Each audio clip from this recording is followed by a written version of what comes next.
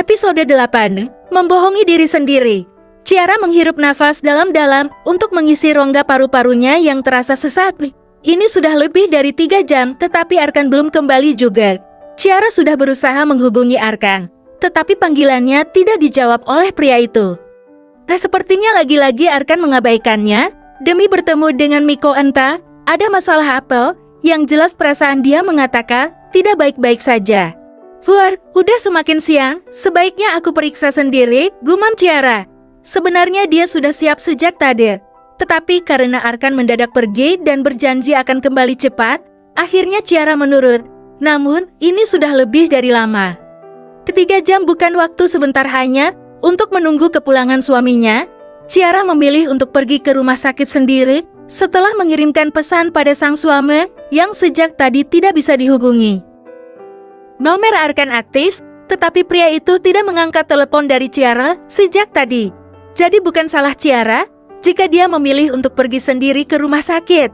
Karena jadwalnya kontrol memang hari ini, akhirnya disinilah sekarang Ciara di depan rumah sakit dan segera keluar dari dalam mobilnya.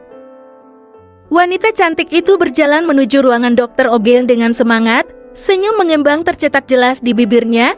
Rasanya sudah tidak sabar ingin melihat perkembangan janinnya yang sudah semakin besar. Sebuah hati yang dia tunggu-tunggu kehadirannya setelah pernikahannya dan Arkan berjalan aman bulan. Namun, senyum lebar itu tiba-tiba meredup kala melihat pemandangan di hadapannya.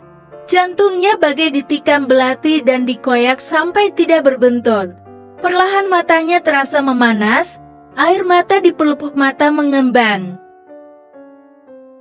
Arkan, lirih Ciara ketika mendapati suaminya tengah merangkul wanita yang beberapa minggu ini selalu mengganggu hidupnya, keluar dari ruangan dokter kandungan. Ciara merasa dadanya dihantam batuan besar, menghimpitnya hingga dia susah bernafas. Jadi besar kemungkinan jika mereka baru saja keluar dari ruangan dokter kandungan, itu berarti Jihan hamil dan tengah memeriksakan keadaannya. Sebenarnya apa yang coba mereka sembunyikan darinya? Kenapa Ciara merasa semakin dibodohi oleh kedua orang itu? Ya, Ciara memang bodoh karena menganggap semuanya baik-baik saja dan menyimpan semua itu sendiri, padahal sejak awal saat dia mengetahui kehamilannya. Di saat itu juga kebenaran telah terungkap. Ciara sudah tahu jika Arkan mencintai Jihan, bukan dirinya, dan Arkan menikahinya karena disuruh oleh wanita tersebut. Jadi kenapa Ciara masih saja berusaha membohongi dirinya sendiri, berupaya jika keadaan masih sama dan baik-baik saja? Hanya karena dia mendapatkan perhatian yang lebih dari Arkan dan juga ungkapan perasaan pria itu yang sanggup melayangkan hatinya hingga lupa akan segalanya. Namun, kenyataannya tetap saja menyakitkan. Apakah Ciara masih berusaha mempertahankan semuanya setelah melihat pemandangan ini? Mempertahankan Arkan dan pernikahan mereka, jika apa yang dilakukan Arkan sudah lebih dari menyakitinya. Ciara bisa melihat pasangan di hadapannya ini terlihat sangat serasi. Kenapa Ciara tidak sadar sejak dulu jika keduanya mungkin saja memiliki hubungan khusus di balik persahabatan mereka? Terlihat raut wajah khawatir Arkan saat memapah Jihan berjalan ke arahnya.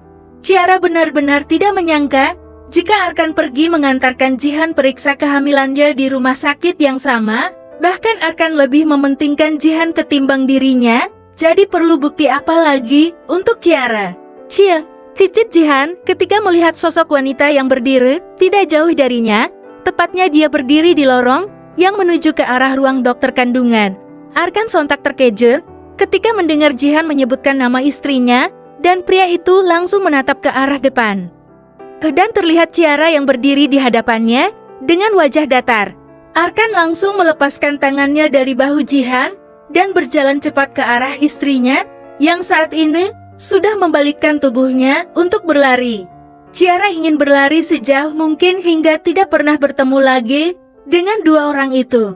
Ciara memang bodoh. Sayang, tunggu. Arkan berusaha menangkap lengan Ciara, tetapi wanita itu memilih berlari tanpa memperdulikan panggilan dari suaminya. Ciara, dengarkan penjelasanku. Arkan ikut mempercepat langkahnya untuk bisa menggapai sang istri. Kali ini jantungnya sudah bertalut tidak beraturan, rasa bersalah, dan takut akan kemarahan Ciara langsung menyeruak begitu saja.